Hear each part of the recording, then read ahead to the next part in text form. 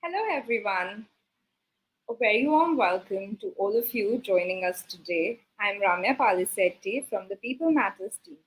We're excited to lead this insightful discussion in collaboration with Darwin Box on decoding the talent pipeline for business growth. Talent management in today's world of work is not just about equipping leaders to develop and engage top talent, make data driven decisions, foster a growth culture, and build powerful teams that achieve stellar results. It's also about empowering employees with L&D opportunities, R&R culture, engagement, collaboration, and communication tools. To dwell deeper into this topic, Darwin Box and People Matters have come together with this panel discussion. Today, we have an amazing lineup of speakers with us today. First up, we have with us Aditya Gupta, Director, Enterprise Accounts Darwin Box, who will be moderating the session. Prior to Darwin Box, Aditya has worked with Korn Ferry, Hay Group, Tata Group, Gallup, and Ernst& Young People Advisory Services, where he supported companies across the HR value chain. His career of over 12 years spans across multiple sectors, including the government and private sector. He has worked extensively across Southeast Asia, Middle East, and India. He enjoys partnering with client leadership teams to drive transformation for enhancing business performance and creating engaging employee experience. Welcome, Aditya. So nice to have you here. Our next panelist is Aryo Putro, Chief Human Capital Officer in Vestry.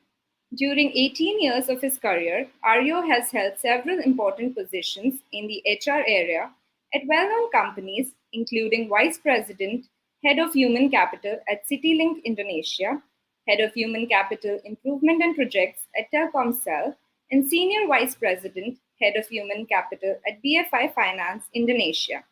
He has also won awards in the field of HR management. With his extensive experience in the field of HR management, Aryo is determined to establish a quality HR management system to create a solid culture and work ethic for industry employees, as well as to provide the best service for their users. Welcome, Aryo. It's great to have you here. Our next panelist is Paula Pravira, Chief Human Resource Officer, Zenius. Paula has over 20 years of experience helping industry leading and multinational companies execute strategy by focusing on the people part of the equation.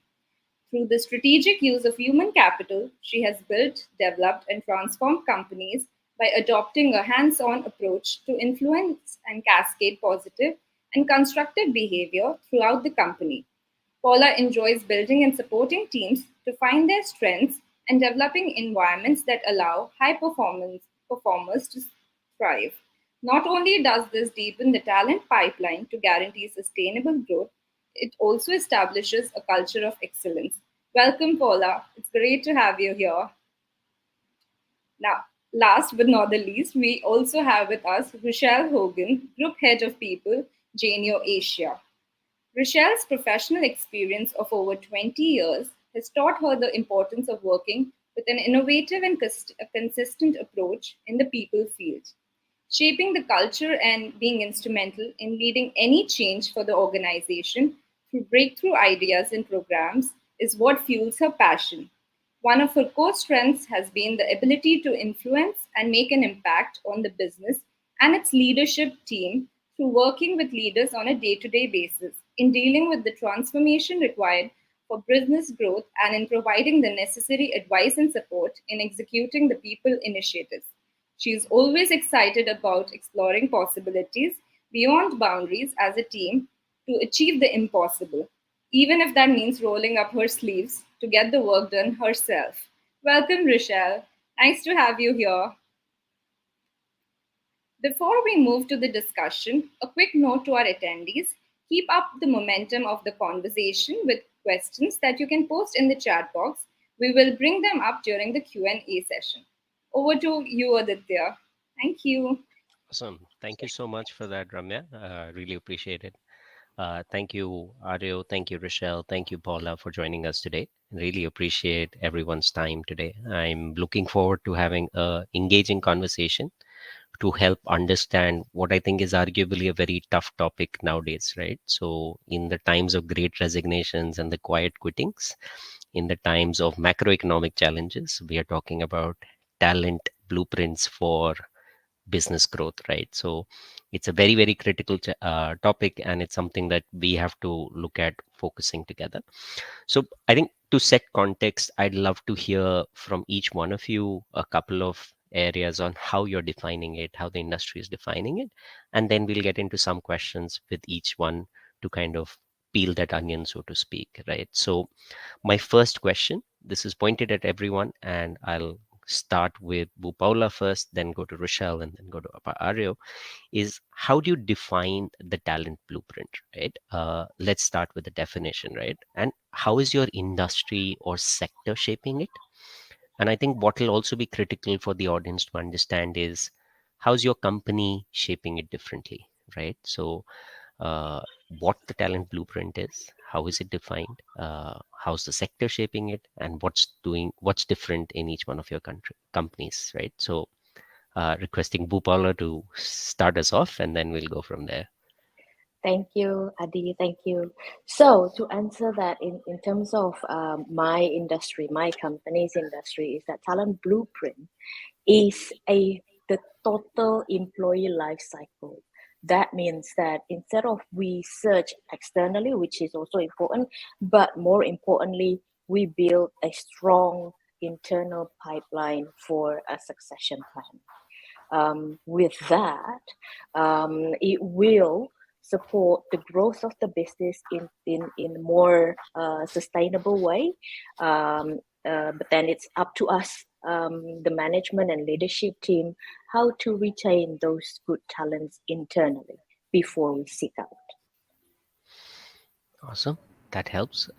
Any impacts, anything which is unique about the way you're building it for your company?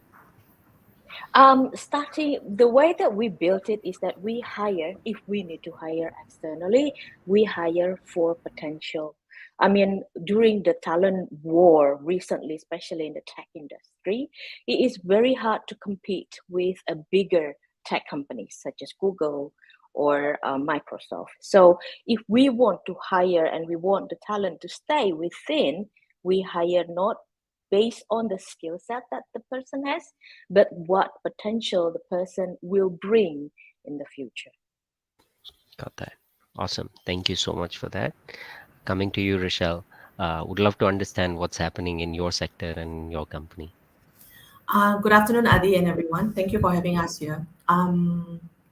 Before I go on, I agree with Bu Paula on the two things, the internal talent pool and also how do we hire for the future talent. Why I'm saying it is because for me, in essence, talent blueprint is an ecosystem.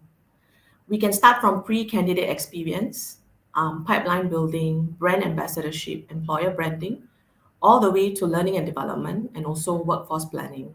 So for any company to thrive, all pieces of this ecosystem or talent strategy that we call it normally need to function as one integrated, strategic, and proactive unit. So one essential part for us in our sector that we were looking at, even as a company, was having the right talent at the right time at every level.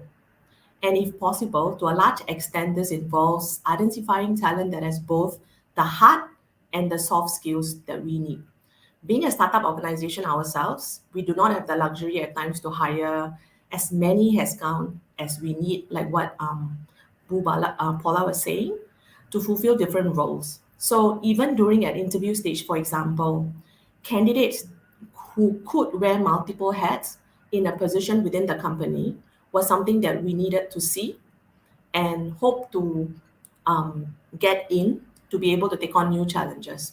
So this first led us to understanding that we need to look at three different key area of focuses to ensure that we had a return on investment absolutely measured. What are the three key areas? One, gaining the necessary insights to making better hiring decision. Two, growing internal and external talents for ourselves. Three, whilst we can do all this, the most important thing is also improving overall efficiency. That led us to questions that we ourselves as leaders sometimes stumble to answering. Do we have the right people to help our customers make the right decisions by carrying out business with us? And how do we even impact their business positively now, but also in the future? And how do we then hire people with the right kind of empathy, right kind of understanding and creativity to be able to look around beyond what is there now, but how do we sustain them in the future? This can stem from commercial to operations, even in positions that we talk about. And I think growing into this, developing our internal talents to taking on new roles, new positions, functionally changes, and adopting to change management was something that we need to look at, and we are continuing to look at. And then cutting down unpopular administrative steps, even in hiring process, creating a smoother and more enjoyable experience for candidates is something that is ongoing as a journey for us in the people team. But on top of this, communication and transparency is something that we want to be able to enjoy in the talent blueprint that we are trying to build, even as an organization for us. I think that really helps. I almost feel like we are trying to hire Superman, but I think the point around having the necessary insight to hire right, the whole growing people internally and the overall effectiveness are very key callouts. So thank you for that. I think that's phenomenal. Uh, Aryo, last but not the least, would love to hear what's happening in your sector and what's happening in your company. Okay, thank you, Adi. Good morning, everyone. I think it's already mentioned with from Bu Paula and also Rizal, completely mentioned. In my industry, I think if the one that who already doesn't know about Investry, we are the leading marketplace lending in Indonesia. We are founded in 2015, and we are doing or we are a platform that are made up between the lenders and also borrowers, and our borrowers mostly is small medium enterprise in Indonesia. Currently, after 7 years, we are here in Indonesia. We already have around 50,000 lenders and 15,000 borrowers. So I think if I can track back maybe 3 to 4 years ago, the needs of the talent management itself, preparing our bench strength is already become a must, especially in fulfilling or preparing our future leaders to grow. But now the condition is quite different. I think the hyper competition and also the turnover rate, especially in this industry, the financial service industry, with the rise and the growth of digital banking and so on, I think the needs is become different. So Investry itself, the expectation from the shareholder is not just growing, but also we must evolving, not only become a P2P lending, but we must evolving into the digital solution business into small medium enterprise and also transforming into a bank or a digital bank itself. So I think the challenge for the talent management now is quite uh, absolutely different with if we talk about 3 4 years ago. So the needs here is we are preparing the band strength internally and also externally to prepare our future leaders that can lead our new business, our subsidiaries, and also that we just acquire a bank currently, and we also preparing some talents to become leaders on that digital banks itself. So uh, it's become a very critical role on the talent management itself, Adi. Thank you. I think that's my opinion. No, thank you, Pario, for that. I think that's interesting about how businesses are evolving, right? And if I look at 800 odd clients that we have, we are seeing this evolution in every sector, right? If I look at all three of you, all your industries are getting disrupted and changing very, very rapidly, and you are part of those disruptions, right? So each one of your organizations has led that disruption. And what we are seeing is we can no longer have talent blueprints which are 5 years out, which are a long term horizon, which is, hey, this is how we will grow and we will have people with us for a long time. uh, we are finding increasingly people are starting to look at skills. Increasingly people are starting to focus on the internal folks, right? And while we've always said it, we grow internally. Some of the organizations which have weathered the COVID storm better are the ones which have lived by that, right?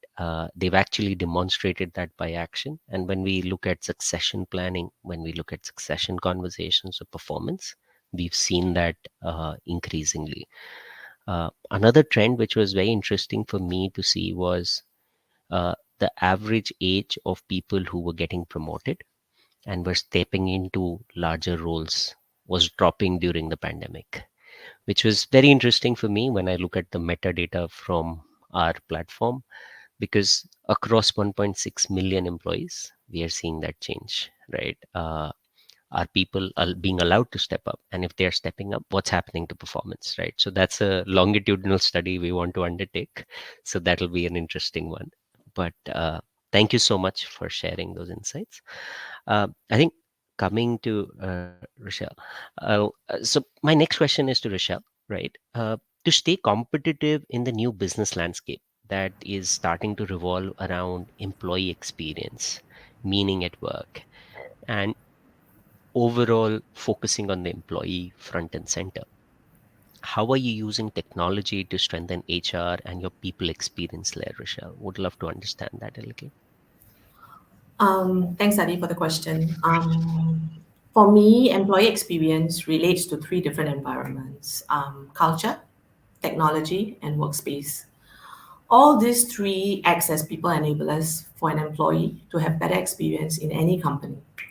We all know, for example, thanks to COVID-19, a digital culture was a necessity to be created so that we can make the most out of systems and software. But also, this was used widely to engage our employees across anywhere in this world. And most of the time, it was a positive experience. Although culture plays a key role in collaboration and in making sure that employees are empowered, engaged, or managed the way they should or wish to, technology at the end is the one that provides the necessary tools to drive the culture that we want to build in the organization, even for Genio, for example. So there are countless factors that influence how employees experience work in any organization. But for me personally, and also as a people partner, I think we are able to influence some parts of this, especially the important ones. And when we do this right, employees have a better time at work, but also one would want to come to work with us.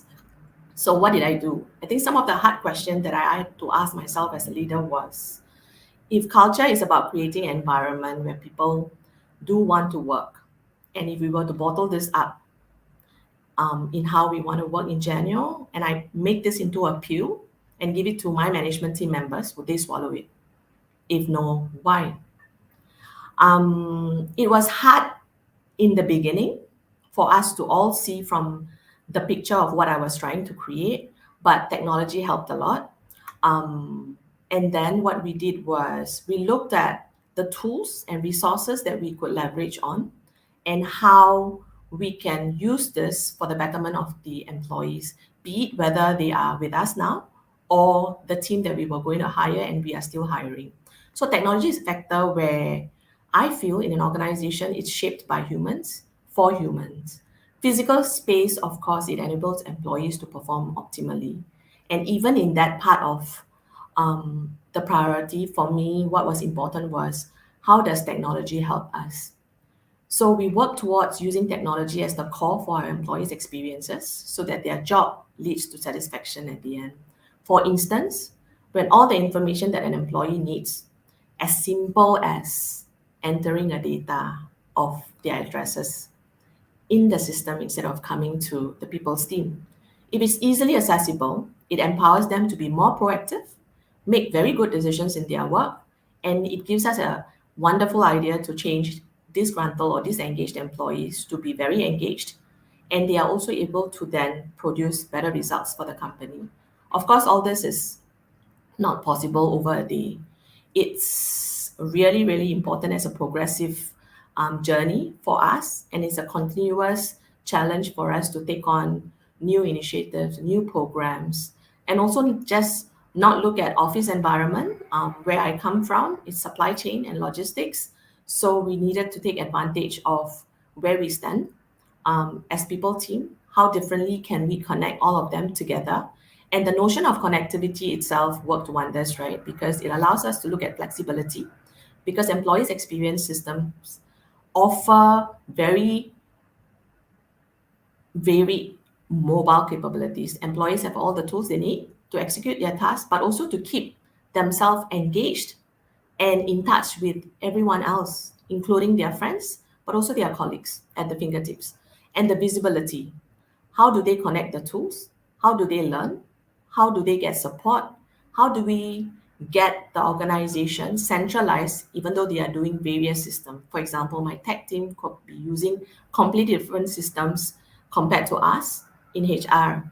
And also, then, how do I incorporate all of this into an employee's experience when they come into work every day?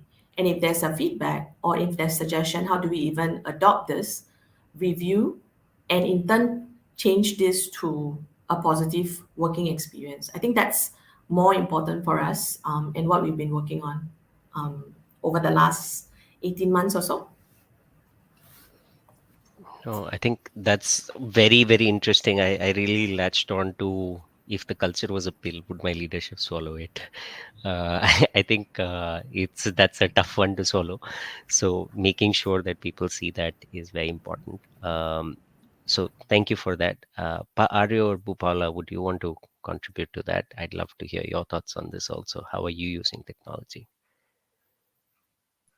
Maybe I should start first. I think the in the past, for me, in my experience myself, is that in the past, or maybe in some organizations still is that a lot of leaders in the organization using HR as the operational bits, i.e., hey, if as well as we are being the Wikipedia of the organization. If management cannot answer anything, let's ask HR. Let's find a room. Let's get HR to do it. Let's book a room. Let's get HR to do it. So it's kind of like if you don't have the right technology, man, it's gonna be tough for you to act beyond that role as an HR. So yes, that is why I truly believe that having the right technology to just get rid of that manual request will help HR itself to step up and become the real HR as a business partner to help the business grow. Interesting. I think very interesting viewpoint on when nobody else just pointed at HR, and that's a reality a lot of us don't appreciate, Yes. but it's a reality of our worlds today. Uh, but are you any thoughts? Because Okay, Adi, I think the needs of human capital technology currently is already become must. On my view, is the most important things is correlating between our company employee value proposition into employee digital experience that they will heading when they are working in our company. So for example, I think at Investry that our employee value proposition is we have three key point on the EVP. It's the flexi work, and then secondly is productivity, and the third thing is about fun and get appreciated. That's the EVP. So in our technology, SR technology digital experience itself is also focusing on those things like the flexi works and also the productivity and also the engagement by appreciation, and the last thing is fun work. The technology must ahead on those objective. That's my view, I think. absolutely. So here I do have a little bit to contribute to this. So I'll share a little bit of a viewpoint from our perspective. When we set out to build the platform, we set out to build it around the employee. We wanted to solve for the employee. We did not want to solve for the manager or the HR or the leadership. And our order of sequence is first I will solve for the employee, right? If I can solve for the poor employee, it's a better experience, right? And I think fundamentally, if I see great installations of the software or great HR processes, we see where two or three things happen, right? One, HR is able to spend more time on the strategic rather than the tactical and the transactional, right? Second, if we are able to see managers having the right visibility and the right view of their teams, especially on things like performance. And last, if employees get HR where they need it and when they need it. So one of the things like Rochelle said is, hey, I have a distributed workforce. They're on the mobile. How do I connect? What's happening in the larger organization? How do I ensure that I'm able to recognize or get recognized? Right? How do I ensure that my performance stays on track becomes very important. So wherever we've seen large and good installs, we've seen some great outcomes in terms of tight performance, tight conversations, and ensuring that you're doing less transactions. On a lighter note, I recently came across an organization where there were 800 letters being generated, and HR would do just that, right? And we were like, hey, why don't you just do this on self-service? Let them generate as many letters as they want. But there were like 4 headcounts just doing letters. So that's a piece that we need to solve for. But I think great ideas and examples around the EBP. And fundamentally, everyone seems to be tracking the same common things, right? Providing flexibility, providing productivity, ensuring that we mold technology as an enabler and not the end all be all, right? Because technology is just that, it's an enabler. How you're creating it, how you're crafting it is important.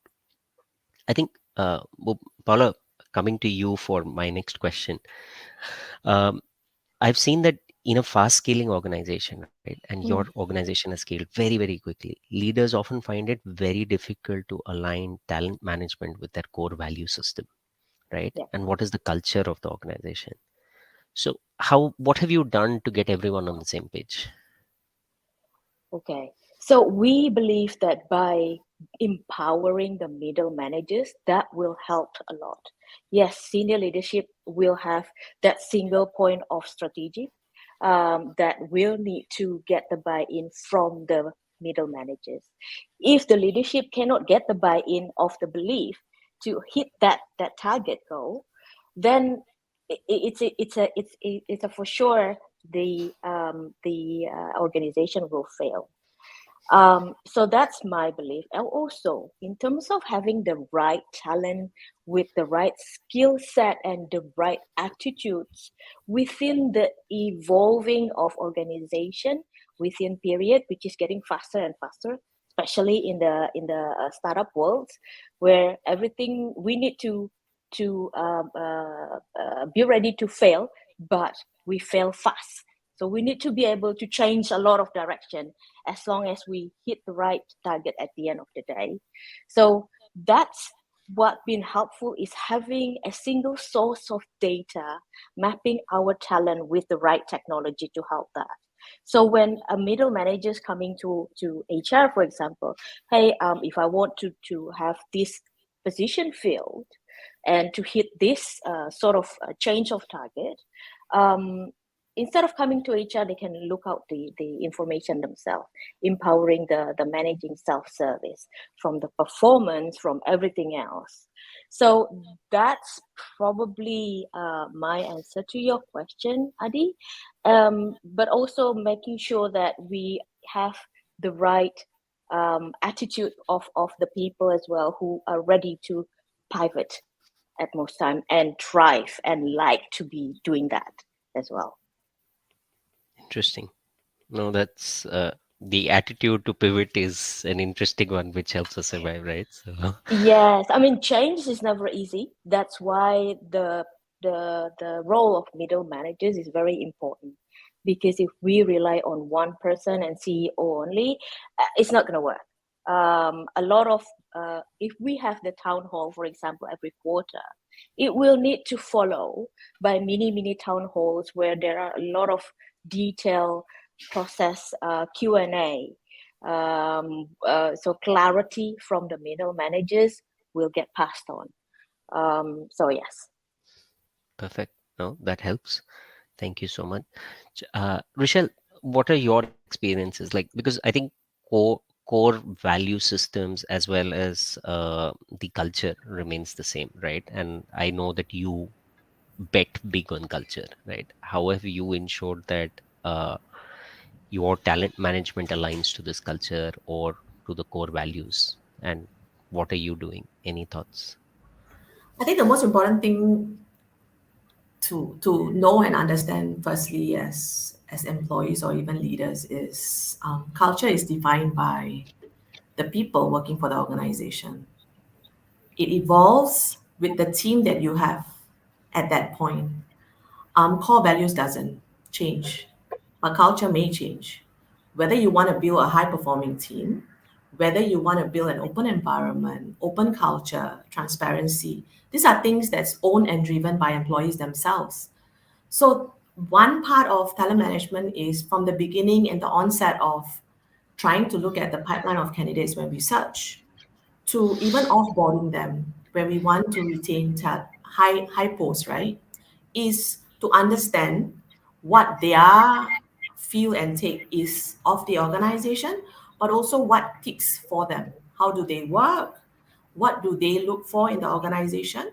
And then drive to fit that towards the values that we have. And most of the time, this sticks and this works because, for example, one of our four core values is openness, right? But how do I dictate this to a operations assistant in a warehouse? It's how that employee is. How does he carry himself? How do we empower him and also give him the transparency and confidence that he can share openly anything that he or she wants? Do we create that kind of environment? Do we create that kind of culture? And it's something that's not owned and driven by the leaders, like what Bu Paula was saying. The middle managers, the people managers are the ones who are carrying and representing the organization. And one part of my key priority is also upscaling the people managers.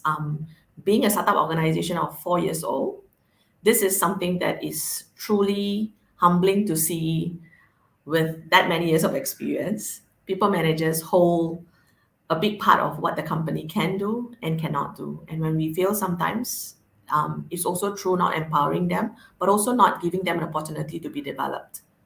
Yeah. If I may add, Adi, to add to Rochelle's point, is that I totally agree. Sometimes when the employee itself want to develop themselves, I mean, with the current generation, right, they want to, especially the ambitious one, they want to reach out to the C level within 2 years. And we need to able to manage that expectation, right? And sometimes managers itself becoming very attached to the person, the high performance one, especially if that if the person wants to move and try something else, it's like, oh no, it will not do good for you, and that's how we sort of hindered the middle managers, hindered the development of the staff itself. And of course, at the end of the day, the staff will churn, especially the high performance one. So that's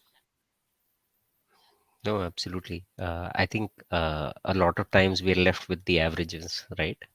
Which nobody wants, but nobody can let go because the business will not work. yes. So one of the things that I saw in my experience that seems to be doing well and open for discussion is uh, organizations which were doing succession planning across levels, right? And they were not doing it just for the top 10 positions, but they were actually doing it as a practice at different mancom, excom, opcom levels, and starting to have those conversations where you're building talent visibility across the organization becomes very important. Because I'll take Rochelle's example of openness because it's a one that was mentioned, but definition of openness may be different for four of us, right? And one of the things that came into a realization with a recent conversation that we were helping was people were defining values very differently. Even though the leaders were there for a very long time, it was getting defined differently. What is great behavior or great outcomes was getting defined differently. So one of the very simple hacks that we saw was, hey, do succession conversations r- rigorously across levels, and don't just limit it to the top 10 positions, right? So that was something that was very, very interesting for me to see as a trend. Just managers aligning on core values and leadership aligning on what that means, which I, for a moment, had thought was obvious, right? But that was a recent insight for me.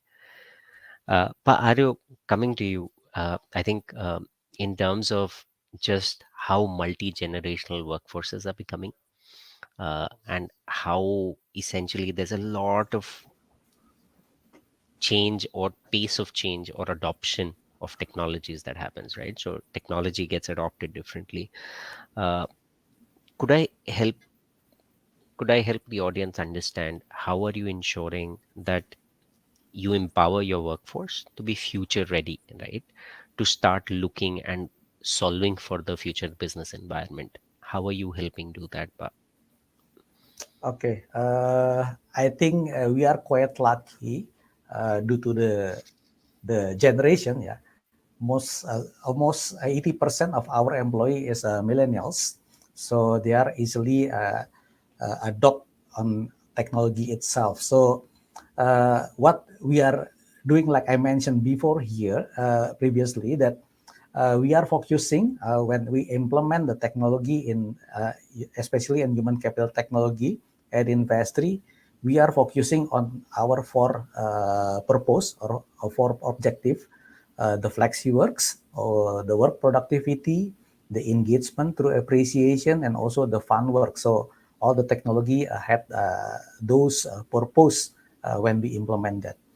And we also do some step on ensuring that all the technology is in place or being adopted by all employee. First is we have of course campaign and socialization on each technology that we are having. And then secondly, of course, there's a kind of like a training, uh, even online and offline training. And we create also the manuals. And then we also monitoring the adoption rate on each technology that we deploy or we implement. And then we doing a kind of like a gamification for the utilization of the technology itself. So kind of like we give a points or we give rewards to the one who actively using the technology, and we recognize them.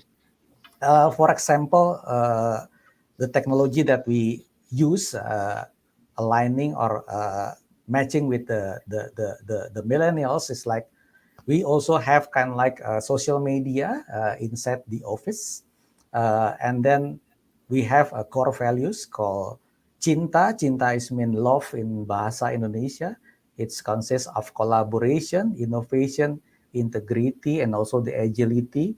So each employee can post anything when they are working, and then the culture of appreciation that we want to create in organization, the leaders, the peers, and also the teams can give appreciation, instant recognition to the employee that posting the content.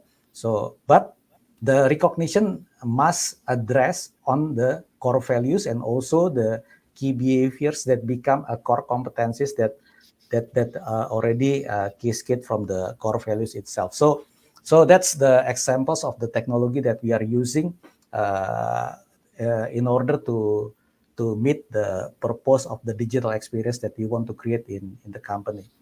I think that's my view, ID. Interesting. Thank you so much, Pa. Pa, any thoughts on how you are empowering your workforce to be future ready? Any things that you're doing in that space on how they are becoming better for the future? Okay, sure, Adi. We are also implementing a complete talent management process at Investry. first from the selection and also and then coming for the development and then the empowerment placing there on our subsidiaries. Like I mentioned before, that currently we are evolving, not only become a peer-to-peer lending business, but we also become digital solution for small medium enterprise Indonesia. We create a company for it.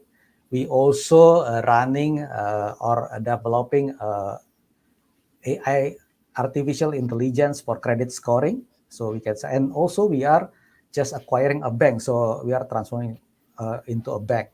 Uh, when we are developing our talent, especially for the talent pool, we are doing a quite different approach on them. First, of course, we conduct a kind like a structure talent development program for the officer and then the manager and also the VPs and all the chief. And the purpose is to equip them to be ready when we are assign them on our new business, not only for the new business but also the regional expansion that currently Investri already have uh, already expand to Philippines and also Thailand. We already get a license from the regulatory at Thailand and Philippines, and we also assign our talent to lead on them. So I think the development itself and also our trust to put them, to assign them to the new business is the key here, Adi. Not, of course, we are not just let them go, but also our leaders is coaching them and also guide them to lead the new business itself. Interesting. Yeah. That's very interesting. Uh, Rochelle, any thoughts on how you are making sure your folks are future ready, and what are the challenges you are facing? Good question. That's also coming up in the last couple of questions, right? I think Yes. lifelong learning, it works in two opposite ways for us. How do we equip them continuously to be able to take on new positions, new challenges that comes, even in their position that they are in now? But then on the other part of this is how do we free them up to be able to learn, to be able to adapt, to be able to understand what else can they do. So time is of essence, both that works against each other. I think marrying them together and working out the process is in which that we started tackling, putting them through profiling assessments for them to understand themselves, where their career aspiration lies, but also in helping them understand in moving forward, what does that necessarily mean for them? Is it moving up the ladder in career to taking on senior positions, or is it even moving laterally, doing other things that would entice them and that's what they are passionate about? But if that is what it is, then how do we even develop customized programs to help them grow whilst they are still working in their position? I think this is a continuous challenge for us, not just under the talent strategy, but also understanding employees per se, because it's no longer about just acquiring them, but whilst they are with us, how are we developing them?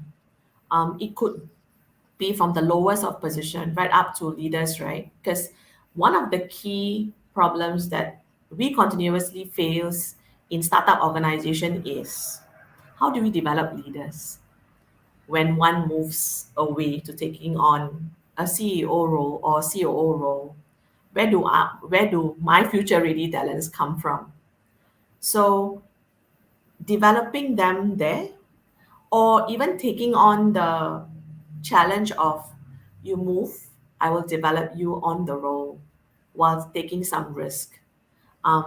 So it's a two-way path for us, adopting and getting the organization to accept that you can never have someone at 100% of the capabilities or competencies that you require. And at the same time, developing and helping the employees to come up to a certain extent of what acceptance is and developing them on a progressive manner. I think these two things are very important for me personally, but also the organization per se. No, that's absolutely an interesting viewpoint, because I think uh, some of the things that we are starting to see is, while a lot of people say that employees want to own their own careers, sometimes they don't know what that means, right? So how do you ensure that you're showing them a mirror?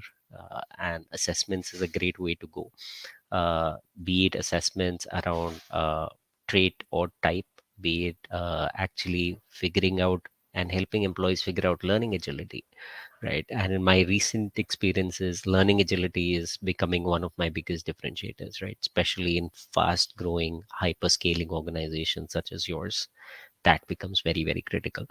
Uh, I think, Michelle, you already talked about how growth could be upwards or laterally. And what is that career lattice looking like rather than those career ladders becomes very, very important. We're also seeing a very significant shift. And I know a lot of organizations are still not ready with competencies, but we are seeing a significant shift towards a skill based workforce or a skill based marketplace and trends.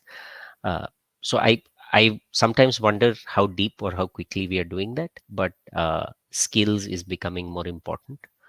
And one of the quick hacks that I saw in a couple of organizations to grow and force this change was IJPs and forced IJPs, right? So I saw some organizations saying, hey, you need a person in finance, you need a person in operations. You can only hire internally, you cannot hire externally. And that was an interesting move. But those are very interesting times and interesting ways of building that culture. Uh, I really appreciate the thing that accept that nobody's going to be 100% perfect fit, right? Uh, Maybe somebody's 80%, and that's also okay. Uh, so I think I'll very quickly, didn't realize, I just looked at the clock. We are at already 3:47 and 2:47, depending on the time zone. So I really quickly want to kind of move into a couple of the audience questions. I'm seeing a lot of questions come in. With everyone's permission, I'd want to do a quick round robin for about 10 minutes and then do a sum up and hand over, conscious of everyone's time. Uh, so I think one of the first questions I want to ask is, one of the audience is asking, what is our take on the 4-day work week? What are some of the pros and cons? I'll leave it open to the three panelists. Please go. Whoever wants to take it. Maybe I'll go first because it works Sure. against the industry that I'm at. But it's also a very good question to review and internalize. I'm a firm believer of not watching the clock. Um, I like to observe employees and measure them through results. So even be it whether it's a 4-day or 5-day work week, it really boils down to the employee, their responsibility, and their accountability at the end. It's easy for us to be able to say that for professional employees who can work out of anywhere, remotely, from home, even from Starbucks, for example, right? But then if we take a step back, and for service crew and delivery crew who works 24 hours, and that's where I come from, for under transportation and logistics, then this spins off in a very different direction. But how we take this as a challenge and a project to work on, which right now we are looking at, is also if they are there and they're working through weekends or they're working longer hours or they're working night shift, then what else can I do differently for them? Can they then take Mondays and Tuesdays off? Can they work 4 days in different days? Can we do slightly different um, initiatives for them? Can we cut the hours that they are working in? So these are questions that's still running through a lot of us. But us being us in the startup organization, we cannot just push through with implementation immediately. But slowly, with all these changes, I think even for industry like ours, we can take the cut or even take the lead to make some necessary change for us to be able to see and get fruits out of all these challenges. Very interesting. Thank you so much for that, Rochelle. Pa Aryo, this question I'll aim at you with your permission. How do we strengthen workplace collaboration and culture in a hybrid setup? What are your thoughts around this? Because I think this is becoming increasingly important as employees return to office and companies are in that hybrid setup. Yeah, I think it's difference the needs between industry or between companies. Yeah, but at our company, actually, we already practicing policy of work from anywhere even before pandemic. So we already getting used to doing a collaboration and culture in a hybrid setup. So for example, for the collaboration itself, we already using the technology like Zoom is before the pandemic. So everyone at Investry is already getting used using the Zoom call, the Google Meet, and kind of like a StreamYard and so on. So we don't need appearance on every meeting that we are holding. So the collaboration, the huddles is being conducted every day. Even our employees said that if we do the work from anywhere or work from home, I think the working hours is getting more compared to if they are working at office. So the teams or the boss can call everyone or conduct a meeting anytime. So that's what happened actually. And for the culture, I think, like I already mentioned before, that we are implementing kind of like a social media culture of appreciation, that the appreciation is addressing on the core values, our core values cinta, and also our core competencies. So everybody know that if leader give an appreciation on Mr. A, he or she good on collaboration, and all employee know that's the practice or the behavior that being practices by the employee is a sample of collaboration behavior. So that's our way on conducting collaboration and internalizing culture. Got that. Thank you so much, Pario, for that. Bhupala, the next question for you. What are some of the commonly used talent identification models that you've seen and your experience around that? And I'd love to actually hear from all the panelists on this. But first, Bhupala, your thoughts on this. Sure. In Genius, we believe we hire for potential. That's why every year we open that chance to hire an intern, not just one, a group of interns. We open the opportunity for our alumni, the people who use our product during their school years to work for Genius, because at the end of the day, that DNA of what we believe of our mission is already there within their learning experience. And of course, along the years, when they become an employees, they believe in the mission, and that becomes an asset for Genius. And in addition to that, during the performance review, we map them. If they are star performers, then we need to create a customized benefits for them. It doesn't necessarily attach to cash, but something that makes them want to stay and commit to the organization because they believe in the values. We also try to understand every employee, especially the star performers. On every single employees, they have a very different personal life stage. At one time, they want to have a more work and life balance, or at some other time, they want better leave or better compensation or better career path. How can we manage that expectation and put it according to our affordability?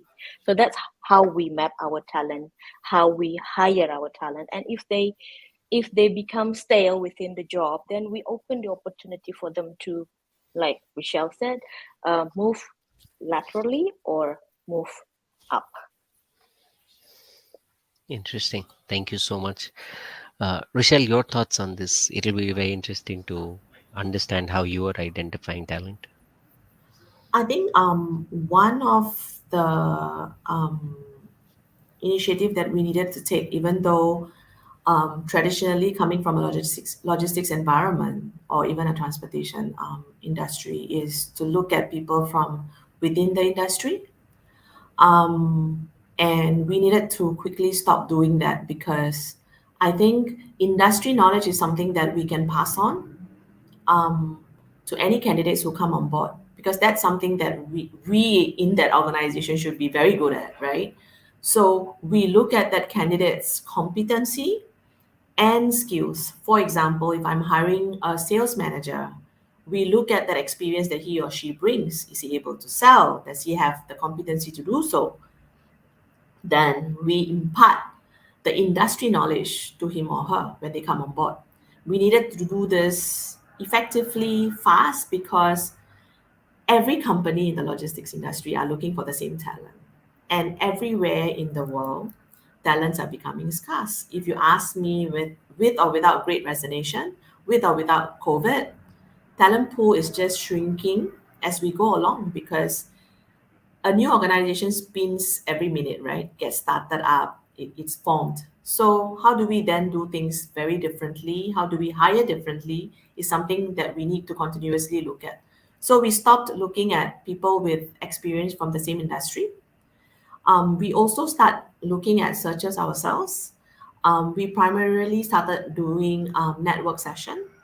When we go out to meet clients, to meet partners, we start networking to understand where they come from, the people that we are meeting, because I think word of mouth passes out faster and more effectively than advertising for the role.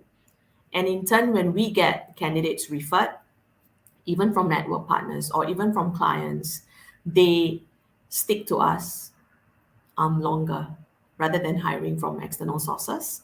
And also through employee referral, it works so much more efficiently than hiring people externally without having any grounds of what they are signing up for. I mean, we are in people's team, so it's only true if we say that it works both ways, right? As much as I want to hire people quickly and fast, I also want them to understand the company first, what they're getting themselves into, what they're signing up for, and then come wholeheartedly. So there's nothing that I would put on the table that's gonna create a rosy picture for them. No, that's No, something that I absolutely. try to do away with. And I also tell hiring managers and interviewers to be honest about, because you want people to come for what they believe in, not what you make them believe in. Yeah. No, absolutely. And I don't think there's a more powerful source than an employee referral, right? Like, Yeah. there is no JD which describes the honest truth in the world that employee referral will not make people realize. So I think that's very, very interesting. But Aryo, anything from you in terms of how you are doing talent identification or doing this differently? Okay, I think the basic is still the same, Adi. We use our OKR appraisal that we are conduct quarterly, and also we are using potential or competencies from our 360 assessment, uh, psychological assessment, a full assessment, and also we are agree on the talent committee itself. But the most important thing actually is uh, our industry is quite unique when we are developing the skill set of the competencies of our employee, especially in this business or this industry. P2P is uh, has to equip the employee with, first is the banking knowledge, banking skill, and secondly is product knowledge on the financial service itself, and of course the third one is the technology itself. So we are in the fintech industry. So the proof here is when the digital banking is industry is rising up from the traditional banking into the digital banking, our company is become the main target for them on hijacking, especially on the one who know about banking, the one who know about the products, and the one who know about technology. The existing employee at the banking usually doesn't have that skill set, but our employee in pastries have a complete skill set on this. So currently, if I can map, the hijacking target from the digital banking, that's coming from our company. So that's the proof of the proof of that the talent development is work out. Uh, there are two sides of a blade. Yeah, we can Absolutely. yeah we can equip and prepare the band strength for our new business, but in the same time we are also the become a main target for hijacking from the digital banking. No, and that's the true proof of the pudding, right? When you become a leadership factory, and that's Yeah, part of your EVP also. So yeah. perfect. Thank you so much, everyone, for the insights. I'm conscious of the time. We are on the hour. That went by quicker than planned. But I really enjoyed the insights. I really enjoyed how each one of you is looking at the sector in the industry and how you're evolving the talent blueprint. So, thank you once again. Like to hand over to Ramya for closing remarks, and then we can end this. But thanks, audience, for the questions. Really appreciate it. Over to you, Ramya. Thank you, Aditya. So thank you, Paula, Aditya, Aryo, and Rochelle, for your insights on the top talent trends, common talent identification models, technology and its influence on work and employee experience, the way in which HR is becoming a Wikipedia of sorts for organizations as they grapple with new challenges, the need for empowering middle managers, the importance of succession planning across hierarchies, the pros and cons of emerging trends in the hybrid setup, and creating agile learning experiences for employees as they grow in their careers. We would also like to thank our partner for this session, Darwinbox. Darwinbox is the leading provider of cloud based human resource management software. Their SaaS platform engages and empowers employees across the entire life cycle, that is, hire to retire, with a smarter, simpler, and mobile first HR tech experience powered by artificial intelligence and machine learning. They serve over 650 organizations and 1.5 million employees across 90 countries, including large conglomerates and fast growing technologies. And finally, a big thank you to all our attendees. And with this, we now wrap up today's session. Don't forget to provide your feedback in the survey link in the chat section because your input matters. Stay tuned for many more exciting conversations. This is your host, Ramya, signing off. Thank you and stay safe. Thank you,